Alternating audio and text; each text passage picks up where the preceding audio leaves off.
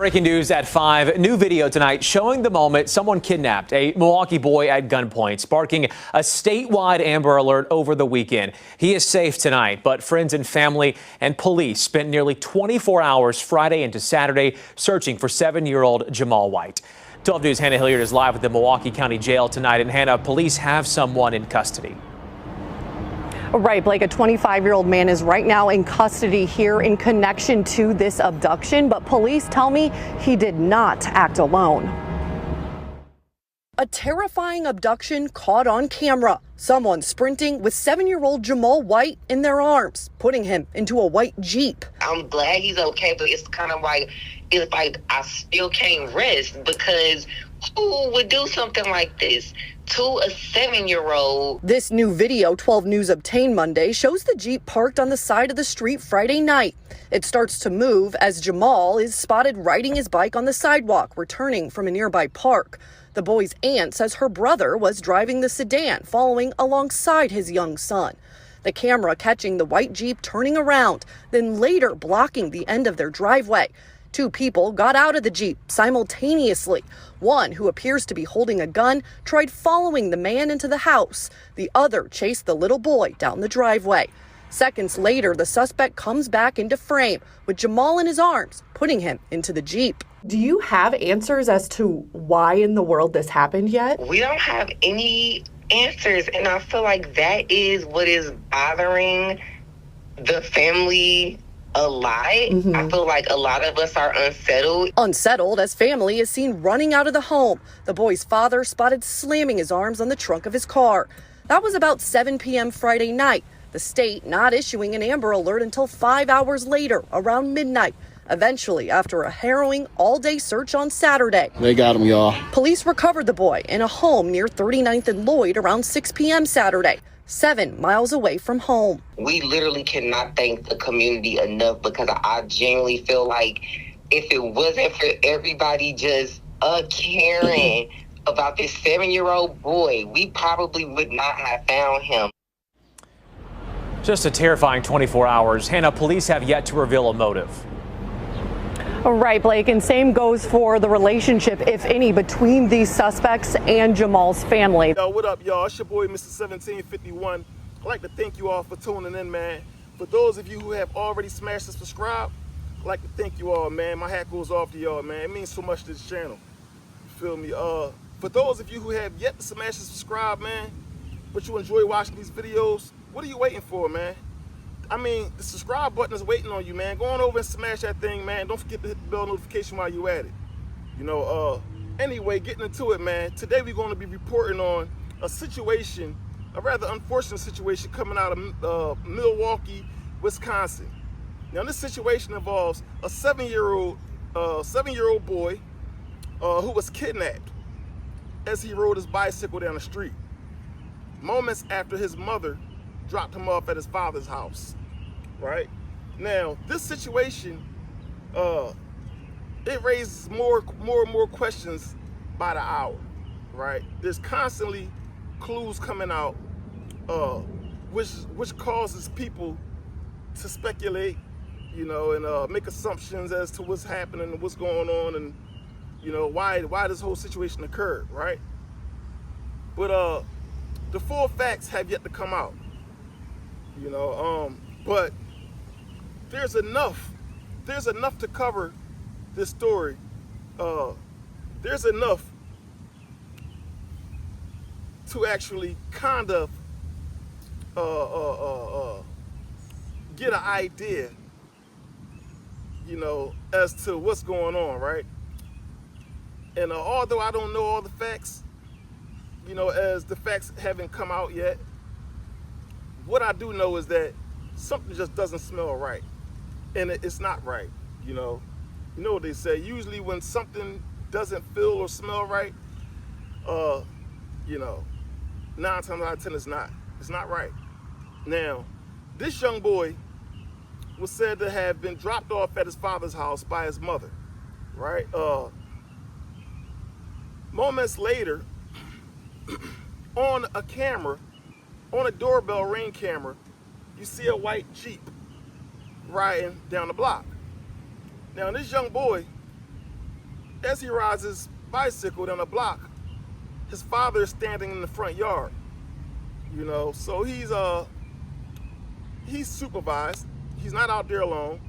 You know, he's out there with his expected hero. You know, every father is expected to be a hero by their kids, man. You know, and their wives or baby moms or whoever. You know, you are expected to be the hero. I don't care what the situation is, right? Now this brother here, he failed his son, man. He failed his son, man, in a most I can't even find a word, man. You know, now these guys, whoever these guys were, they pulled up, they jumped out of the car simultaneously, you know, and as one of them chased the father, he brakes and he runs into the house. And as he runs into the house, with the gunman following him, pointing the gun at him, he slammed the door behind him, right? Whole time, his son is in the yard. The other man is grabbing his son. His son is being kidnapped because the father, because these guys seemingly wasn't able to grab the father. Now, I don't know whether they wanted to grab the father for ransom, you know, whether they wanted to do him some harm or whatever. But it was obvious that these guys, they were after the father and was probably frustrated that they couldn't, you know, that their plan didn't go as planned. But the son was left in the yard. So the son was, I'm guessing from their perspective, the son was fair game, right? It's a dirty game, man. It's a dirty game. You know, especially when you're dealing in drugs, man, in large amounts. You know, a lot of cash involved. You know, things get nasty, man. They get messy, right? There's no honor amongst thieves, man. That's the truest statement ever, man. There is no honor amongst thieves, man. Your child, your grandmother, your loved ones, no one is off limits, man, when it comes to street activity, right? And that's what it seems to be the case here, right? Now, 7-year-old Jamal White, innocent young boy, as he was grabbed by one of the gunmen, he screamed. He screamed about 6-7 times, "Dad! Dad! Dad!"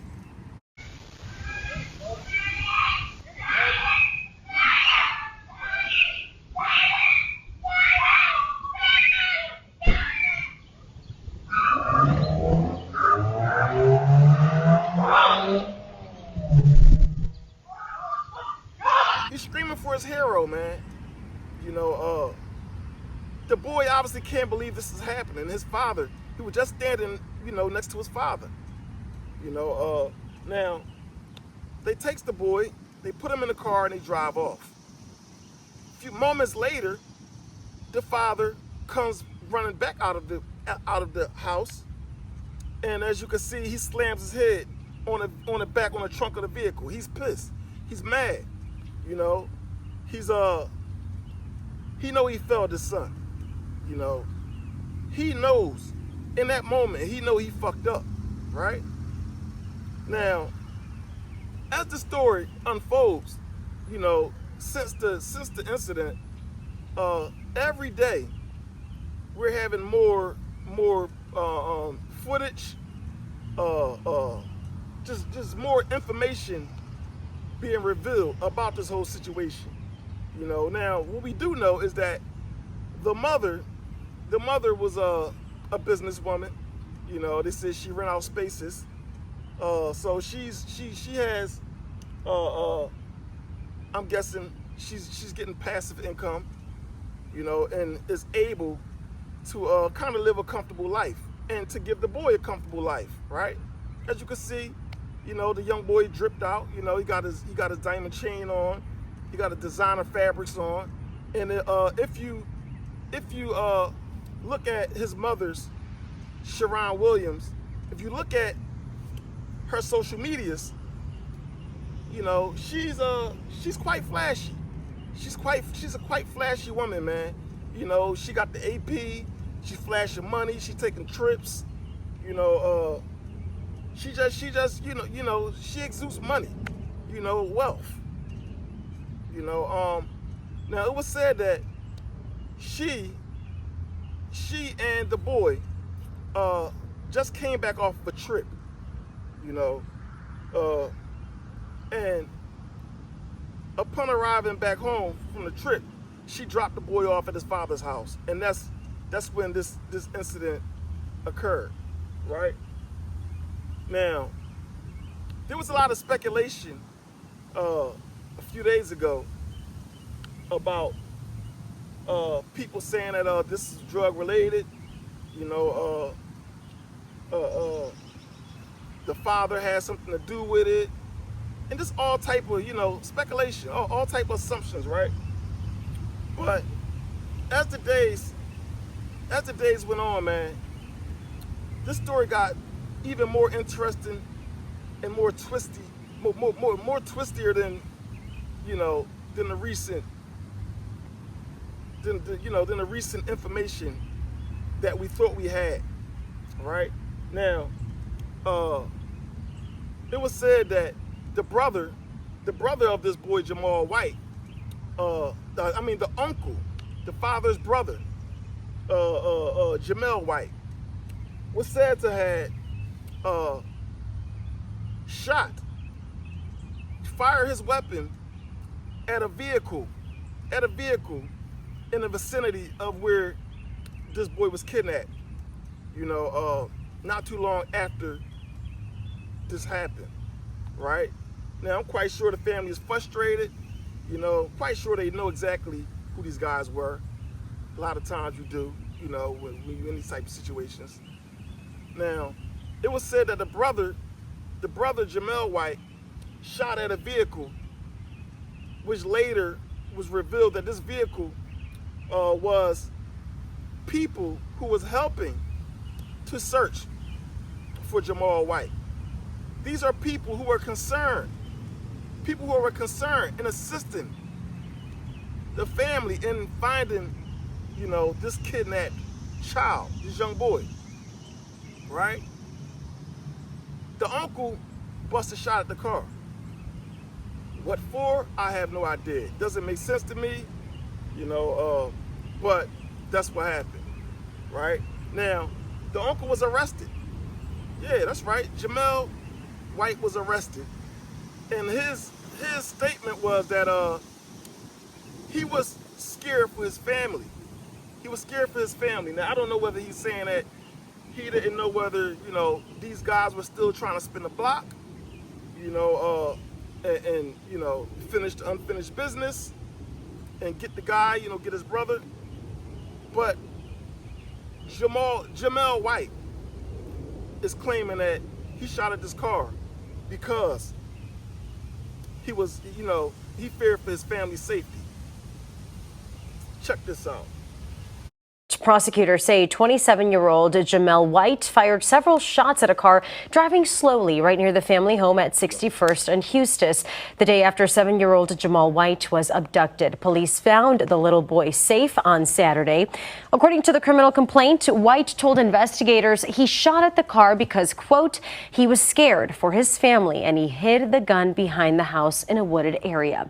A father and son in that car were not hit. They claim they were trying to help in the search for the missing boy. Now, I know what a lot of you are thinking. You know, this is all fucked up. This is some straight nigga shit, right? This is all fucked up. Now, when I first heard the story, first thing that came to my mind is, what is you know, I was trying to understand why someone would kidnap the child unless their plan was to try to collect some ransom, right? Which is quite common in a drug game in the streets. Ransom, right? But the boy didn't seem to be the main target. That's what raised questions for me. The father was obviously the main target. They were unable to execute on the plan as they planned it, and the boy was just collateral damage, right? Fair game.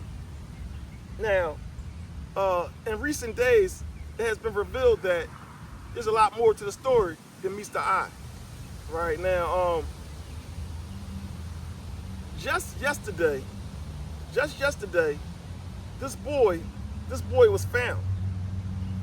It was a tip coming in from close by, several miles away from where this whole situation occurred, several miles, right? A tip came in because the family offered, I believe it was $50,000, which says a lot. You know, this family has money. You know, if you have $50,000 sitting around to offer cash, then yeah, you're getting some type of money. You know, the average American family don't have $50,000 sitting around, just ready to go out. You know, even in the worst situation, right? But this family obviously had cash, you know, for a reward to help find their boy, right? Now, not too long after that reward was posted, you know, tips came in, and there was a call made that gave a tip that this boy was close by in a property, right? In a property not too far from where all of this happened. And police wasted no time making a move on his property. And fortunately, they recovered the missing boy. My Lord, they got him. That's him. They got him.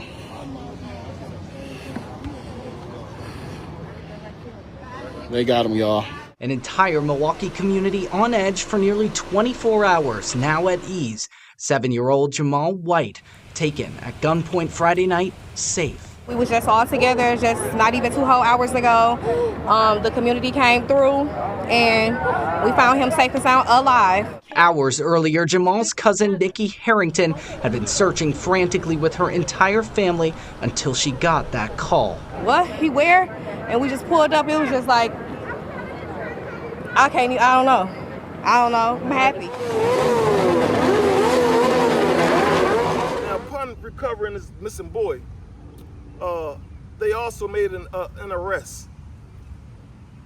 And ironically, the guy who was arrested for holding the boy in a residence, same last name as the mother of his boy, right? Now, there has been people saying from the beginning that this is a family thing. You know, the mother, the mom's family did this. You know, the uncle, and you know, a lot of these things were said in the comments. So, you know, half of the speculation has turned out to be accurate. You know, quite ironically, man, it's turned out to be quite accurate, right? But this guy, Corey Williams, who was arrested, he's being held. He's being held. I don't believe he's being held for the kidnapping, but a lot of times when people are held, they're already on probation or parole or whatever, and they put a hold on them to kind of get, you know, see if they can get any more evidence to make a solid case, you know. But they can hold you in violation, you know. And also, just yesterday, the mother of this boy, Siobhan Williams, was also arrested and has been placed on hold as well, right? So the reason why I say this story is very twisty is because the mother, just a few days ago, everybody was taken to the news channels and they was defending the family and the mother and everything. You know, they were pissed off about people making assumptions that the family is in on it, and this is a drug situation, drug-related situation, and people was trying to kill the speculation and the rumors and the narratives, right? But man, this when I say this is some nigga shit, this is some nigga shit. Now you got the father. The father has since taken to the internet, you know, with a few posts of his own, where he checks the critics. You know, he checks the critics, where he tries to clean it up, to say the least, right? The father said things like, you know, he was protecting his family.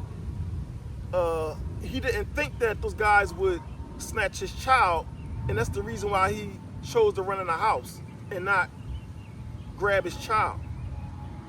He chose to run in the house because he didn't think that his child would be in danger if he ran in the house and left him outside. But yeah, the father takes to the he took to I believe Facebook, and he, you know, he aired out the critics, man.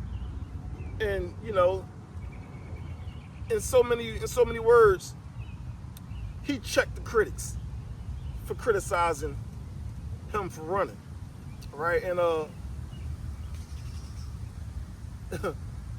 from his perspective, I'm guessing he believed he stood on business, right? Now he did. I'm gonna give him the credit for this. He did admit that he fucked up. He admit that. He admit to that wholeheartedly, that he fucked up. I mean, but whether he admit to it or not, it's not gonna change anything, you know. We all know you fucked up. What you gonna say? You didn't. We all know you fucked up. We seen you on camera, man. You know, you was not the hero that your child expected you would be. You know, every father, well, I'm not gonna say every father, but I believe most fathers will lay their life down for their boy or for their girl, especially their little girls, right? Now, this guy here, he was the opposite, man. You know, he was a little weasel, man. He was a little weasel, man. You know, he sprinted his ass in the house, man. That was some selfish shit. That was some selfish shit, man. You know, to leave your boy. I couldn't imagine. I couldn't imagine, man. You know, it's just, being a man comes with great responsibility, right? That's understood. But being a man comes with knowing how to handle situations spontaneously, right? Without time to think. You know, it comes with being impulsive in certain situations. And this situation here was one of those situations. Now, the right thing would have been to do, which I believe most men would have done, instead of running for the house, most men would have probably just put their hands up like, yo, man, come on, man. Just let my boy go, man. You know what I mean? I'm right here, man. Y'all do whatever y'all, just let my boy go in the house, man, please. You know, say whatever you gotta say, right? I don't care how you might feel in the moment, but say whatever you gotta say. Please, please, let my boy go, man. You know, this is not for him. He's a little boy, man. You know, just let my boy go. And if they refuse to let the boy go, then you gotta fight. Gun or no gun, you gotta fight, man. You know, but one thing that you don't do is leave your boy. You don't leave your child, man. You don't leave your child, man, in danger the way this guy did, man. Now, this guy and his brother was said to be drug dealers, you know, they're known, and they're in the streets, as well as the mother. She's also said to be a street woman. You know, she get it how she live. You know, hood entrepreneur, right? And it shows. It shows, you know, in the social media posts, it shows. You know, this woman always flash her money. She's always on some type of trip. You know, she's living a life. But sometimes that life comes at a cost, right? When you're dealing with unpredictable, maniacal individuals in the streets, man. When you playing the street game, man, situations are very unpredictable. You never know what the next man is thinking, but you always have to be prepared to the best of your ability, right? But obviously, this guy wasn't prepared. Now, a lot of times when we in situations like that where we have people that want to bring us harm to the point where they're willing to come to our house, a lot of times we are aware of this. A lot of times when we have enemies, we have ops, we are aware. Not all the time, but most of the time we are aware of who our ops are, and we are aware how dangerous they may or may not be, right? Sometimes people's arrogance allows them to overlook the dangerous nature of their enemy, right? The arrogance makes you drop your guard, you know, leave the back door open, you know, leave the kids outside in the front yard, you know, arrogance, because you underestimated the op. You didn't think they would come to your house, you know. But yeah, man, this situation is very, very wicked, and there's a lot of unanswered questions, man. I'm going to continue to upload and you know, to try to give y'all whatever information that I receive on the situation. But yeah, man. Now the mother Siobhan Williams and Corey Williams, which people are saying is the uncle of Jamal White. Now that has yet to be confirmed, but the last name Williams is kind of raising speculation and raising a lot of questions. Could be a coincidence. Who knows? It happens. But yeah, man. As the story unfolds, man, it just gets more and more interesting. It's interesting, man. And I just believe that it's a whole lot more to the story. It's a whole lot more to the story, man. Now, this father has to go on. He has to go on and live with the poor decision that he made, man. His son would never look at him the same. And he shouldn't. He shouldn't. You know, his son, you know, I hope that his son grows up to be a better man than his bitch ass daddy. I hope that his son grows up to be a real man, you know, and understand that he can still use his daddy. He can still learn a lot from his daddy, right? You can learn a little bit from everybody. And this boy, he can still learn a lot from his daddy, even though his daddy betrayed him in the worst way. Although his daddy betrayed him in the worst way, man, this boy, he can learn a lot from his father, man, you know. He can learn how not to be. Learn how not to be. Pay attention to your father. Pay attention to his bitch ass. And just analyze it and just you know, observe, man, his moves, man, and say to yourself, I don't never want to be like that. I don't never want to be like my bitch ass daddy, because my daddy is cold turkey. My daddy cold turkey, man. You know, I'm ashamed to have come out of those testicles, man. You know, my God. Anyway, it was nice kicking it with y'all, man. Until next time, it's your boy, Mr. 1751, bringing you another 1751 review. Until next video. If you enjoy watching videos like these, make sure that you like, comment, subscribe. Help your boy get into the algorithm so that I can continue to bring you more videos just like the one you just watched. Anyway, until next time, y'all stay up. A terrifying 24 hours. Hannah, police have yet to reveal a motive. Right, Blake, and same goes for the relationship, if any, between these suspects and Jamal's family. That family does tell me that Jamal is right now with Child Protective Services as this investigation continues for police. They are hoping to reunite with him soon. All right, Hannah Hilliard live for us in Milwaukee tonight. Thanks, Hannah.